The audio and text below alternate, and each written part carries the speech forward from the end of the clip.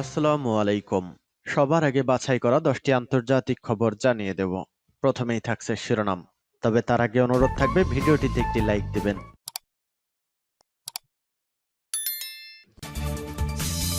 শুরুতেই জানিয়ে দিব উত্তর গাজায় না খেয়ে মারা যাচ্ছে শিশুরা, জানালো ডব্লিউএইচও। এরপর জানাবো ইসরায়েল ফিলিস্তিন যুদ্ধের ভয়ঙ্কর আপডেট, ফলাফল ছাড়াই শেষ হলো যুদ্ধবিরতির আলোচনা। আরও জানাবো ইসরায়েলে এবার হিজবুল্লাহর ক্ষেপণাস্ত্র হামলা। রাশিয়ার প্রেসিডেন্ট ভ্লাদিমির পুতিনের $65 মিলিয়ন টহল জাহাজ ধ্বংসের দাবি ইউক্রেনের। এদিকে উত্তর কোরিয়াকে টেক্কা দিতে বড় ধরনের সামরিক মহড়া শুরু করল দক্ষিণ কোরিয়া যুক্তরাষ্ট্র। বিনামূল্যে বোমা নয়, ইউক্রেন প্রেসিডেন্ট ভলোদিমির জেলেনস্কিকে সরাসরি জানিয়ে দিল ইউরোপীয় ইউনিয়ন। এবং সর্বশেষ জানিয়ে দিব ভারতীয় সৈন্যরা বেসামরিক পোশাকেও মালদ্বীপে থাকতে পারবে না, প্রেসিডেন্ট মইজুর হুঁশিয়ারি।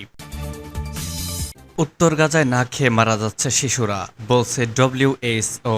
ফিলিস্তিনের অবরুদ্ধ গাজা উপত্যকায় না খেয়ে শিশুরা মারা যাচ্ছে বলে জানিয়েছেন বিশ্ব স্বাস্থ্য সংস্থার প্রধান টেড্রোস আধানম গেব্রেইসাস।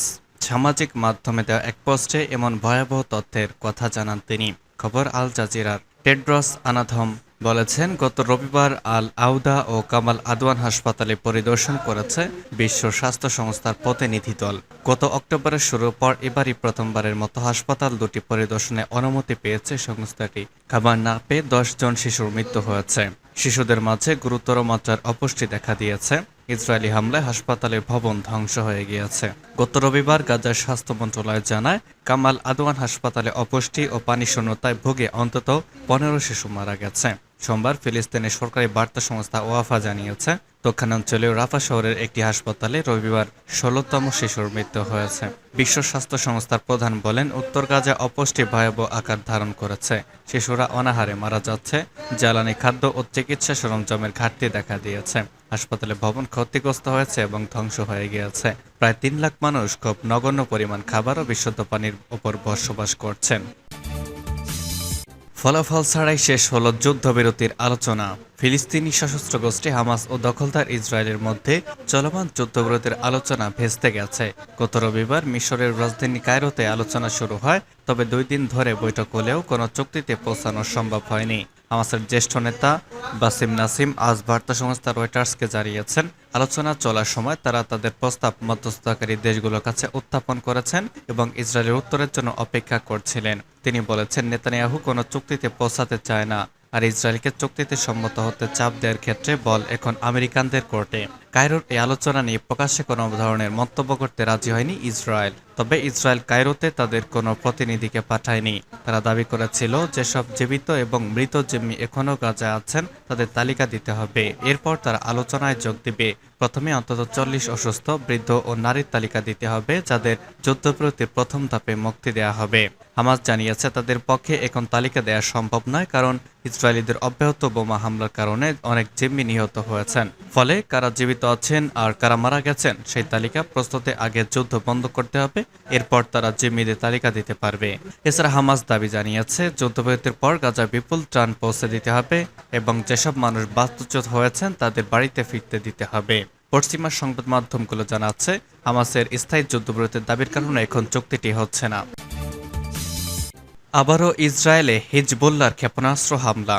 হিজবুল্লাহর ছোড়া ট্যাঙ্ক বিধ্বংসী ক্ষেপণাস্ত্র ইসরায়েল লেবানন সীমান্তাঞ্চলে 1 জন নিহত হয়েছেন। এই ঘটনায় আরও 2 জন আহত হয়েছে। হতাহত 3 জনই দক্ষিণাঞ্চলীয় রাজ্য ভারতের কেরালার বাসিন্দা। ভারতীয় সংবাদ মাধ্যম এনডিটিভি এক প্রতিবেদনে জানায়, গতকাল স্থানীয় সময় বেলা 11টার দিকে ইসরায়েলের উত্তরাঞ্চলে অবস্থিত গ্যালিলি অঞ্চলে লেবানন থেকে ছোড়া ট্যাঙ্ক বিধ্বংসী ক্ষেপণাস্ত্র ইসরায়েলের উত্তর সীমান্ত এলাকার মার্গালিওটের কাছে একটি বাগানে আঘাত আনলে ওই ভারতীয় নাগরিক নিহত হন। হাসপাতালে মৃতদেহ শনাক্ত করার পর জানা যায়, হামলায় নিহত ওই ভারতীয় নাম তিনি কেরালার বাসিন্দা। এছাড়া আহত 2 ভারতীয়র নাম প্রকাশ করা হয়েছে। তাদের চিকিৎসার জন্য হাসপাতালে নিয়ে যাওয়া হয়েছে।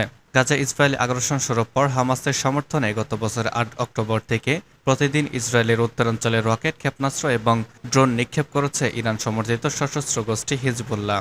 গতকাল ইসরায়েলি ডিফেন্স ফোর্সেস বলেছে যে অবস্থান থেকে ক্ষেপণাস্ত্র হামলা চালানো হয়েছে, সেখানে তারা কামান থেকে গোলাবর্ষণ করেছে। পুতিনের $65 মিলিয়ন টহল জাহাজ ধ্বংসের দাবি ইউক্রেনের। ইউক্রেনের সামুদ্রিক ড্রোনের আঘাতে পুতিনের $65 মিলিয়ন টহল জাহাজ ধ্বংস হয়েছে। ইউক্রেনের সামরিক বাহিনী আজ এই তথ্য জানিয়েছে। ইউক্রেনের প্রতিরক্ষা মন্ত্রণালয়ের প্রধান গোয়েন্দা অধিদপ্তরের বরাতে নিউজ উইক জানিয়েছে, নৌবাহিনীর ড্রোন ব্যবহার করে কৃষ্ণ সাগরে রাশিয়ার নৌবহরের নতুন টহল জাহাজটি ধ্বংস করা হয়েছে। ইউক্রেনের সামরিক গোয়েন্দারা রুশ জাহাজটিকে $65 মিলিয়ন মূল্যের সের্গেই কোতভ বলে শনাক্ত করেছে। ইউক্রেনের প্রতিরক্ষা মন্ত্রণালয় জানিয়েছে, আজ রাতে ইউক্রেনের ডিআই গ্রুপ 13 এর বিশেষ ইউনিট $65 মিলিয়ন মূল্যের রুশ কৃষ্ণসাগর নৌবহরের টহল জাহাজ সের্গেই কোতভ আক্রমণ করেছে। মাগুরা B-5 নৌ ড্রোন আক্রমণের ফলে রাশিয়ান জাহাজ 22160 সের্গেই কোতভ এর স্টার্ন, ডান এবং বাম দিকে ক্ষতির সম্মুখীন হয়েছে।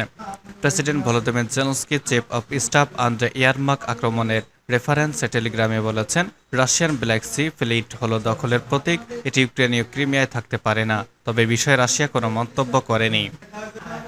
জাহাজটি ডুবিয়ে দেওয়ার ব্যাপারে ইউক্রেনের গোয়েন্দা অধিদপ্তর বলেছে, রাশিয়ার আরেকটি জাহাজকে সাবমেরিন পরিণত করা হয়েছে। পরবর্তীতে মাইক্রো ব্লগিং সাইট এক্সে একটি ভিডিও প্রকাশ করে ইউক্রেনের এই গোয়েন্দা সংস্থা। ভিডিওতে দেখা যাচ্ছে যুদ্ধজাহাজ লক্ষ্য করে হামলা চালাচ্ছে ড্রোন। হামলায় পুরো জাহাজটি আলোকিত হয়ে যায়। ইউক্রেনের president Volodymyr Zelensky chief of staff Andriy Yermak টেলিগ্রামে বলেছেন, রাশিয়ার কৃষ্ণসাগর বহর হলো একটি দখলদারিত্বের প্রতীক, এটি ইউক্রেনের ক্রিমিয়ায় থাকতে পারবে না। গত মাসে ইউক্রেন ক্রিমিয়ার কাছে রাশিয়ার আরেকটি জাহাজ ডুবিয়ে দেওয়ার দাবি করেছিল। ওই হামলায় ব্যবহার করা হয়েছিল একটি ড্রোন।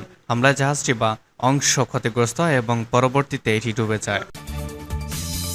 বড় ধরনের সামরিক মহড়া শুরু করল দক্ষিণ কোরিয়া যুক্তরাষ্ট্র। যুক্তরাষ্ট্র ও দক্ষিণ কোরিয়া বড় ধরনের সামরিক মহড়া শুরু করেছে। উত্তর কোরিয়ার পারমাণবিক হুমকির বিরুদ্ধে প্রস্তুতি জোরদার করতে এই যৌথ সামরিক মহড়া বলে জানিয়েছে দক্ষিণ কোরিয়ার প্রতিরক্ষা মন্ত্রণালয়। ফ্রিডম শিল্ড অনুশীলন নামে পরিচিত কম্পিউটার সিমুলেটেড কমান্ড পোস্ট প্রশিক্ষণ মোট 11 দিন চলবে। গত সপ্তাহে দক্ষিণ কোরিয়ার সেনাবাহিনী একটি বিবৃতিতে জানিয়েছিল, এই বসন্তে মার্কিন বাহিনীর সাথে 48টি যৌথ মহড়া চালাবে তারা। এটা গত বছরের চেয়ে প্রায় দ্বিগুণ। এই মহড়ার মধ্যে গুলি চালানো, বোমাবর্ষণ, বিমান হামলা ও ক্ষেপণাস্ত্র ছড়া অন্তর্ভুক্ত। উত্তর কোরিয়া এই যুদ্ধ মহড়া নিয়ে কোনো প্রতিক্রিয়া জানায়নি। তবে এর আগে এই ধরনের যৌথ মহড়ার প্রতিক্রিয়ায় উস্কানিমূলক অস্ত্র পরীক্ষা করেছে উত্তর কোরিয়া। 2022 সালের শুরুর দিকে উত্তর কোরিয়া তার অস্ত্রাগার আধুনিক করার জন্য 100 রাউন্ডেরও বেশি ক্ষেপণাস্ত্র পরীক্ষা চালিয়েছে। এর জবাবে মার্কিন যুক্তরাষ্ট্র এবং দক্ষিণ কোরিয়া তাদের প্রশিক্ষণের সময়সীমা বাড়িয়েছে এবং যুক্তরাষ্ট্রের বিমানবাহী রণতরী এবং দূরপাল্লার পরমাণু সমৃদ্ধ বোমারু বিমান মোতায়েন বৃদ্ধি করেছে।